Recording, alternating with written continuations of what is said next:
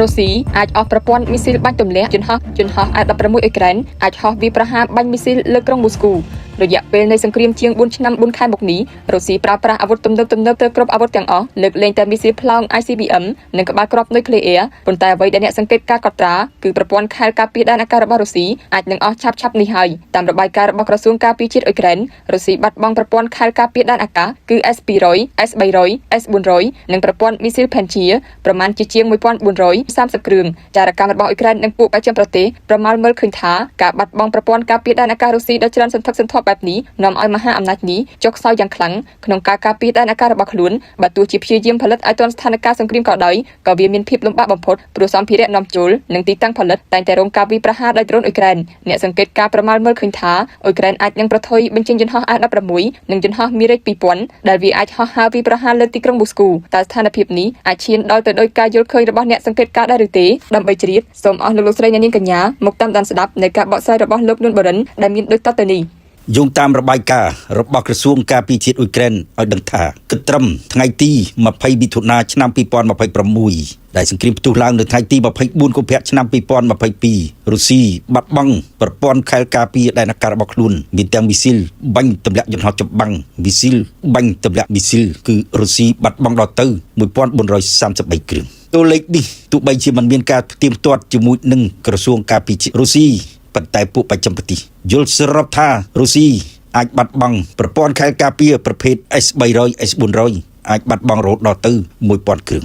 ងរុស្ស៊ីមានប្រព័ន្ធខែលការពារ4ប្រភេទដែល S200 ផលិតនៅសម័យសហភាពសូវៀត S300 ក៏ផលិតនៅសម័យសហភាពសូវៀត S400 ផលិតក្នុងសម័យសហព័ន្ធរុស្ស៊ីបច្ចុប្បន្ននេះនិងចុងក្រោយ S500 ប៉ុន្តែ S500 មានចំនួនតិចតួចប៉ុណ្ណោះចុងក្រោយមួយទៀតរុស្ស៊ីផលិតបានប្រព័ន្ធខែលការពារមួយទៀតគឺប្រភេទ Patriot វាមានមុខងារបាញ់ទម្លាក់មីស៊ីលប៉ុន្តែ S400 S500 មានមុខងារខ្លាំងបាញ់ទម្លាក់យន្តហោះចម្បាំងរបាយការណ៍របស់ពួកបច្ចេកប្រទេសបានដឹងថាការដែលរុស្ស៊ីបាត់បង់ប្រព័ន្ធខែលការពារដែនអាកាសដែលអាចបាត់បង់ច្រើនមែនទែននៅពេលនេះរុស្ស៊ីបាត់បង់អាវុធប្រភេទនេះច្រើននៅក្នុងសមរភូមិប្រយុទ្ធជាមួយនឹងអ៊ុយក្រែនហើយសូម្បីតែដំណើរនៅតំបន់ជ្រួយអបទ្វីគ្រីមៀនៅខាងក្នុងទឹកដីរបស់រុស្ស៊ីក៏ត្រូវរងការវាយប្រហារដោយដ្រូនឬក៏មីស៊ីលរបស់អ៊ុយក្រែនផងដែរចុងក្រោយរបាយការណ៍ចារកម្មរបស់ពួកបច្ចេកប្រទេសដឹងថារុស្ស៊ីបានសម្រេចប្រមូលប្រព័ន្ធខែលការពារ S400 S300 ដែលនៅសេសសល់តិចតួចយកទៅការពារទីក្រុងមូស្គូយ៉ាងច្រើនបំផុតនិងទីក្រុងពីស្ទមបឺកទីក្រុងមូស្គូ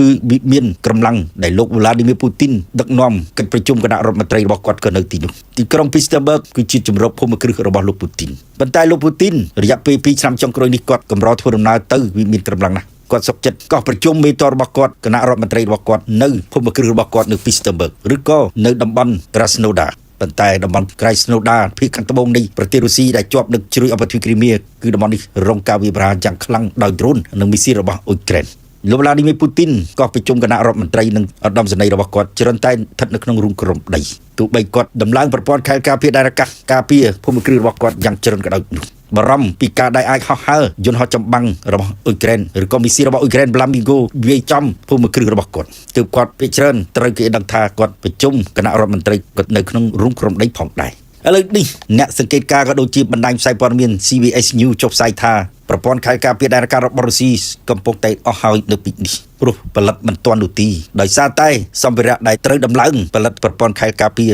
យកពីចិនជាពិសេសគឺយកពីបច្ចឹមប្រទេសលំបាប់ណាស់ពឹងចិនក៏លំបាកផងដែរវាអត់សម្បូរដើម្បីឲ្យរុស្ស៊ីផលិតបានសម្រាប់គ្រប់គ្រងសង្គ្រាមរបស់ខ្លួនបានច្រើននោះទេណាមួយរោងចក្រផលិតអាវុធក៏តែងតែរងការវាយប្រហារដោយដ្រូនរយៈចម្ងាយឆ្ងាយរបស់អ៊ុយក្រែនផងដែរសូម្បីតែនៅតំបន់ស៊ីបេរីចម្ងាយដីជាង2500គីឡូម៉ែត្រពីព្រំដែននៃប្រទេសអ៊ុយក្រែនក៏ដ្រូនរបស់អ៊ុយក្រែនហោះទៅវាយប្រហារផងដែរកាលពីថ្មីៗនេះទីក្រុងមូស្គូទីខ្ទាំប្រមាណថ្ងៃចុងក្រោយនេះគឺឆេះយ៉ាងធ្ងន់ធ្ងរបំផុតដោយវងដ្រូនរបស់អ៊ុយក្រែនអ្នកសង្កេតការណ៍មើលឃើញថាបើប្រព័ន្ធខែលការពារដែនអាកាសរបស់រុស្ស៊ីត្រូវបានបាត់បង់យ៉ាងច្រើននៅភាគតិចបំផុតប្រហែលជាឱកាសដែលអ៊ុយក្រែនសម្រាប់បង្ហោះយន្តហោះចម្បាំង F16 ឬក៏យន្តហោះចម្បាំង Mirage 2000ជំនួយរបស់ពួកបច្ចឹមប្រទេសវាយប្រហារទៅលើទីក្រុងមូស្គូឬទីក្រុងពីស្ទមបឺកហើយអាចសម្ដៅទៅវាមានកម្លាំងក៏ថាបានសំណួរសួរថាតើអាចមកពីកត្តាអ្វីខ្លះដែរអ៊ុយក្រែនអាចហោះហើរយន្តហោះចម្បាំង F16 ឬក៏ Mirage ហោះហើរវាយប្រហារទៅលើទីក្រុងមូស្គូគឺមានតែម្យ៉ាងគត់ដោយសារតែអ៊ុយក្រែនមើលឃើញអំពីប្រព័ន្ធខែលការពារដែនអាកាស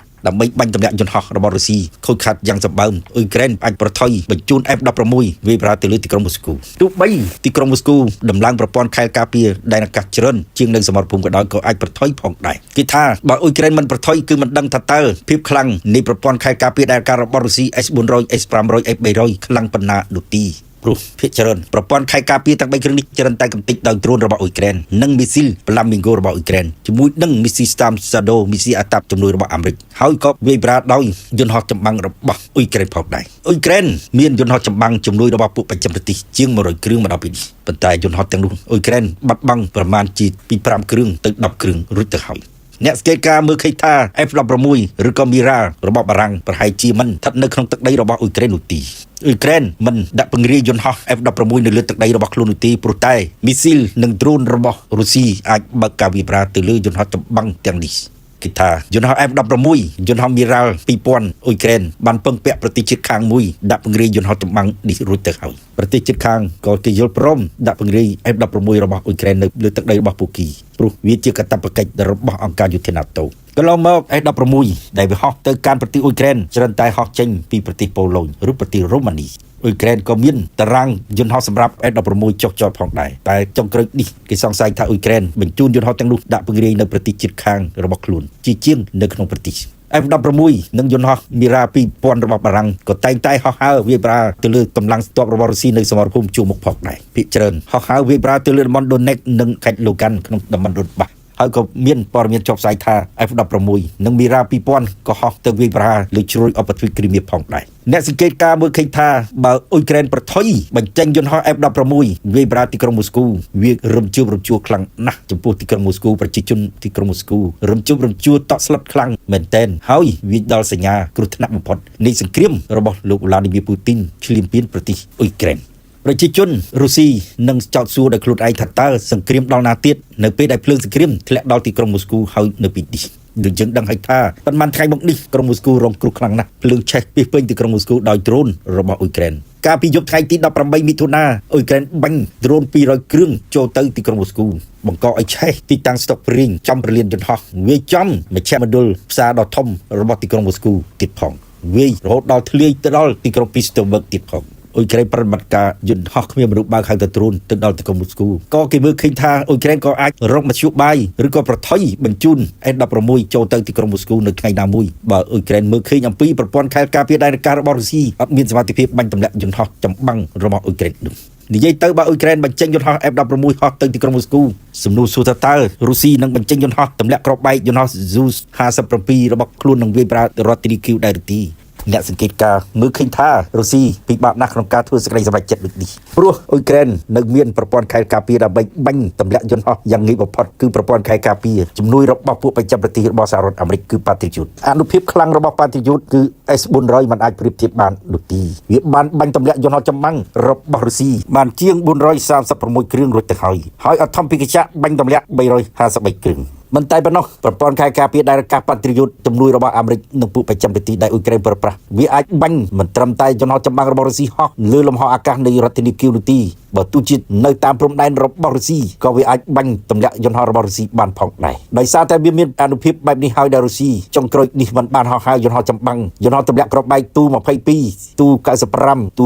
160វាយប្រហារផ្ទាល់ទៅលើរដ្ឋធានីគីវនោះទេព្រោះតែបារម្ភខ្លាំងអំពីការងាយបាញ់ទម្លាក់ដោយប្រព័ន្ធខែលការពារដែនអាកាសរបស់អ៊ុយក្រែនគឺ Patriot ដូច្នេះហើយបានជាអ្នកសង្កេតការណ៍មើលឃើញថាបើអ៊ុយក្រែនបញ្ជូនយន្តហោះ F-16 បើការវាយប្រហារទៅលើទីក្រុងមូស្គូរុស្ស៊ីក៏ចង់បញ្ជូនយន្តហោះរបស់ខ្លួនវាយប្រហារទៅលើរដ្ឋធានីគីវផងដែរប៉ុន្តែរុស្ស៊ីបារម្ភពីការងាយធ្លាក់បំផុតដោយមីស៊ីល Patriot របស់អ៊ុយក្រែនអ្នកជំនាញនៅតែមើលឃើញថាអ៊ុយក្រែននឹងប្រថុយហោះហើរយន្តហោះ F-16 ចូលទៅទីក្រុងមូស្គូដោយជាពង្រួចនោះទីព្រោះកន្លងមកអ៊ុយក្រែនបញ្ជូនយន្តហោះ F-16 វាយចូលក្នុងទឹកដីនៃប្រទេសរុស្ស៊ីបានម្ដងម្កាលរួចទៅហើយតំបន់ Belgorod តំបន់គួបតំបន់ Rostov សិតតែយន្តហោះចម្បាំង F-16 របស់អ៊ុយក្រែនបានឆ្លងកាត់វាយប្រហាររួចទៅហើយរឿងអីដែលអ៊ុយក្រែនមិនហ៊ានបញ្ជូន F-16 វាយប្រហារទៅដល់រដ្ឋធានីមូស្គូ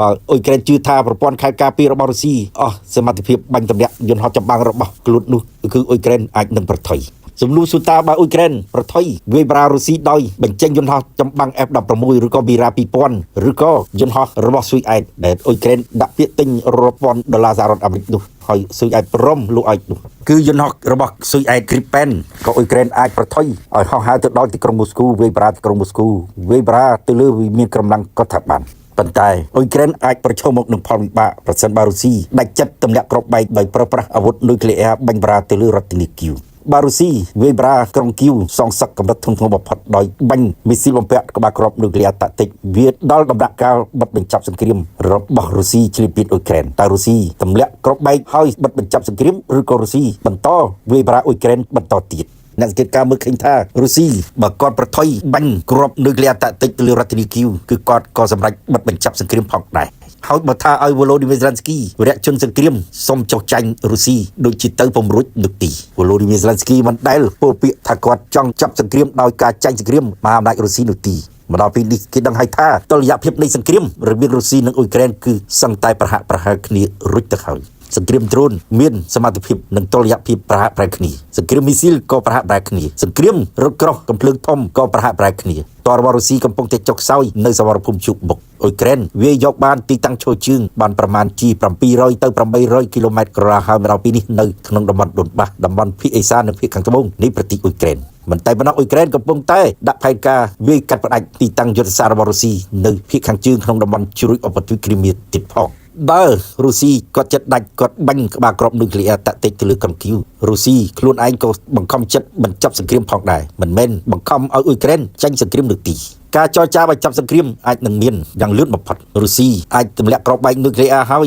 ក៏ប្រកាសដកទ័ពខ្លួនចេញពីអ៊ុយក្រែនបើអ៊ុយក្រែនក្រាញ់ននៀលបើទោះជារុស្ស៊ីទម្លាក់គ្រាប់នុយក្លេអ៊ែរដោយសងសឹកនោះចង់មិនចង់អ៊ុយក្រែនមិនមែនចាញ់រុស្ស៊ីទេវានឹងនាំទៅរកសង្គ្រាមថ្មីមួយទៀតគឺ NATO អាចនឹងពាក់ព័ន្ធជាមួយនឹងអ៊ុយក្រែនប្រទេសហ្វាំងឡង់ប្រទេសស៊ុយអែតដែលជាប្រទេសមានធម៌ពលខ្លាំងមានសក្តានុពលខ្លាំងផ្នែកវិស័យការពារជាតិក៏ជាសមាជិកអង្គការ NATO ផងដែរអាចនឹងប៉ះទង្គិចគ្នាតាមព្រំដែនជាមួយនឹងរុស្ស៊ីពេលនោះវានឹងនាំទៅរកសង្គ្រាម NATO និងរុស្ស៊ីដូច្នេះគេមើលឃើញថារុស្ស៊ីបរោះកម្ពុជាជនផ្ដាច់ការ Vladimir Putin នឹងរកការបិទបញ្ចប់សង្គ្រាមជាមួយនឹងអ៊ុយក្រែនរុស្ស៊ីគឺលោក Vladimir Putin អាចនឹងអស់ចិត្តហើយប្រកាសបិទបញ្ចប់សង្គ្រាមជាមួយនឹងការដកទ័ពរុស្ស៊ីចេញពីតំបន់ដុនបាសចេញពីភាគឦសាននិងភាគខាងត្បូងប្រទេសប៉ុន្តែផ្ទុយទៅវិញបើអ៊ុយក្រែនចាប់យកបានជ្រួយឧបទ្វីបគ្រីមៀក្នុងកលៈទេសៈណាមួយនោះអ៊ុយក្រែនគឺមានតម្លៃខ្លាំងក្នុងការចរចានៅឯតុចរចាជាមួយនឹងរុស្ស៊ីអ៊ុយក្រែនមានភាពខ្លាំងនៅឯតុចរចារុស្ស៊ីចាញ់ព្រៀបនៅឯតុចរចារុស្ស៊ីអាចនឹងសុំសិទ្ធិតែមួយគត់គឺសុំគ្រប់គ្រង